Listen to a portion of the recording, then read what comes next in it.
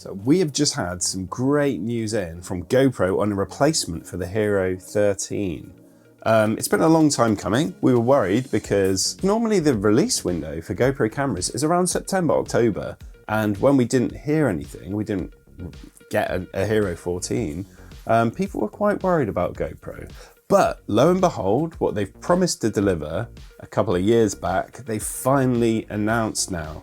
So what we have is the new camera system called the Mission 1. And we have not one, not two, but 3 cameras coming out under this system. It's very exciting. And there's one camera in particular that I'm really excited about. And that's something to do with the camera I'm filming on right now. And yes, you may have heard already, they are going to be utilizing the Micro Four Thirds mount. And I have quite an array of Micro Four Thirds lenses anyway, because it's the system I use for my sort of YouTube stuff and professional work as well at times. So the new camera has a 1-inch sensor. Finally, this is something that we've been calling for a long time, and GoPro have delivered. So it looks as though we're going to have much improved low light capabilities and 8K, which for a lot of people isn't particularly useful, but for the niche that they seem to be aiming towards, 8K is going to be pretty useful. But still, when I'm on film sets, TV sets and things like that, GoPros are the action camera of choice, and people are more and more often using them to film all kinds of things. So it actually makes a lot of sense for GoPro to go down this route. And the reason the Micro Four Thirds mount is so useful is because you can adapt most lens systems to it. You can put EF glass on, which is really common. You can put even PL if you want to, which is what cinema lenses are. So there's so many different lens systems that can now mount to it. And the crop factor isn't as extreme as it would have been with previous generations. Because this isn't the first GoPro that's actually been able to use Micro Four Thirds lenses. Backbone from Canada, they've actually been doing this for a few years now, converting actual GoPro cameras to utilize C-mount or Micro Four Thirds lenses. The reason this is better now, because the sensor is bigger, it's not so much of a crop. Whereas with the older cameras, it's so much of a crop that if you had what you believe to be a wide lens, it would not be wide when you put it on the GoPro. That's still going to be a case to a certain extent, but it's much less pronounced. So this is the lens that I imagine a lot of people are going to want to get. This is the Laowa 7.5. It's not fisheye, so it doesn't warp everything so much. And it's a really wide lens. They do a 6mm version, which is even wider. So this is a fully manual lens, so you can change the focus and the aperture. So if we look at another lens that I would really like to utilize, but unfortunately it looks like I won't be able to easily. So this one, you might notice it's got contact pins on the back side there. The GoPro won't be able to communicate with this lens. So I would have to put it on my main camera, focus it up to infinity, for example, and then move it over to the GoPro, and then it would be okay, but I wouldn't be able to control aperture because that's done electronically, unfortunately. But that's where your manual lenses like this will come in really useful. And this is already a very popular lens with people who do drone flying and things like that. So being able to use this on your GoPro camera is an absolute game changer, because normally you'd be using cameras. But yeah, this is the size of Micro Four Thirds cameras normally. And these are used as crash cams in shows like Casualty and other TV shows. They have smaller bodied cameras like this that can still provide a really nice image. However, now they're going to be able to use cameras around this size with like lenses like this attached onto it. And doesn't that look so fantastic? This is something I've been calling for years. I've been very tempted to buy the Backbone ones previously. Because they're in Canada, it's a bit awkward for me to try and send stuff over and get stuff back. It adds quite a bit of a premium on top. And if you don't own Micro Four Thirds lenses and you're not that interested in that, you just want a GoPro camera that is just improved, there are a lot of new features in the other Mission 1 cameras that might tempt you. So for example, we've got 8K now. A lot of people that's not useful. But as I said, if you're shooting a scene in a wide sort of field of view and you're not really with your camera and you're not operating it, you've got it attached to something, having a bigger resolution is actually really useful because it means you can crop in on the action. The new slow-mo feature is really exciting. So we're going to be able to shoot in 4K at 240 frames per second and in 1080p at 960 FPS for 10 seconds.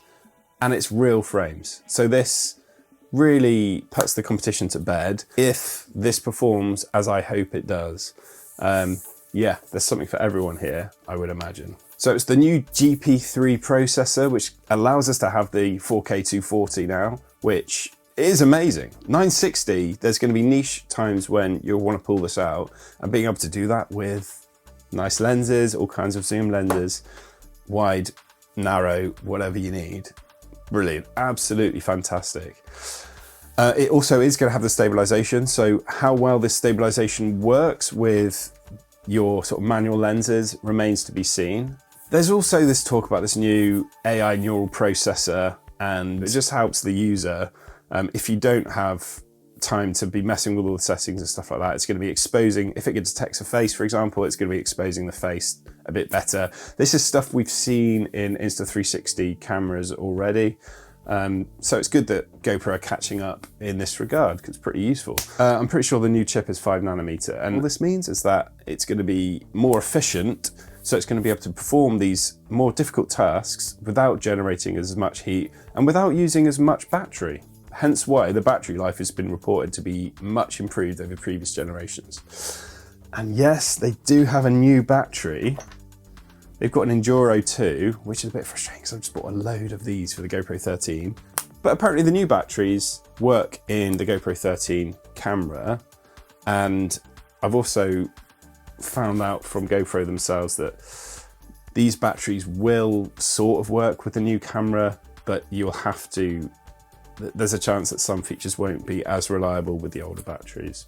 So there's been a bit of a miscommunication as well with the Mission 1 Pro and Mission 1. Because the Mission 1 ILS, the Micro Four Thirds mount camera, has interchangeable lenses, the way they've explained the other cameras is saying that they don't have interchangeable lenses. But that's actually made people think that this lens protector doesn't come off.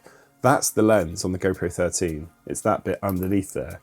They still have the interchangeable lens covers or extra lenses you can put on top. It's just, they wanted to make a distinction from the Micro Four Thirds variant, just to clear that up. The Mission 1 Pro is also going to be able to shoot in open gate, even in 8K. So you're going to get 8K 30 in open gate, 4K 120 in open gate. Is open gate useful for everyone? Maybe not. But if, like me, you have Micro Four Thirds anamorphic lenses that are fully manual, like this is the Sirui 24mm 2.8, which is the widest one from the set. When you're shooting open gate with this, it means that you can end up with a 16:9 frame because it's a 1.33 squeeze. So you'll get an anamorphic, you get the anamorphic effects, but in a 16:9 frame. But if you've got anamorphic lenses with a bigger squeeze ratio, say a 2x squeeze factor, when you use the open gate on the GoPro and then you de-squeeze it in post-production, you're going to have a more sensible height to width ratio at the end of it after you've de-squeezed. I know it will look a bit crazy. The bigger lenses you put on there, the funnier it's going to be. But I've already been sort of shooting on my iPhone. There's a couple of projects I've been working on that I've been using this iPhone 17 Pro Max on. So I'm already on board with this kind of filmmaking. And actually, that's something I've always been into, utilizing these smaller cameras. That's why I started the GoPro Filmmakers Facebook group, which I think we're on like, I have no idea, 20,000 members or something like that now. But the idea was to encourage people to use these small cameras to make films. And with the new ILS, it opens up a whole new world of filmmaking opportunities with these smaller action cameras. And that is extremely exciting. So, very good news from GoPro. I'm very excited to get hold of this camera. Yeah, I'm looking at the Mission 1 Pro, the Mission 1 Pro ILS, maybe picking up both of those, if not just the ILS.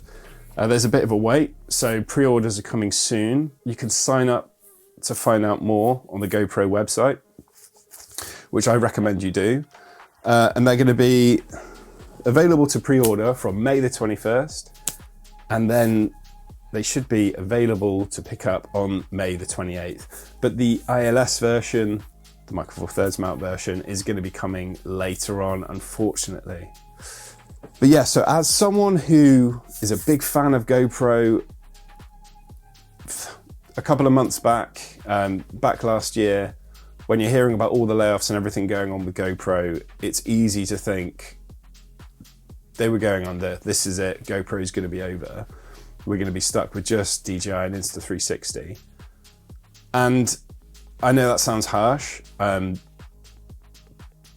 GoPro have always been the market leader, and they've always had some things that they've stuck to which have made them better than the competition.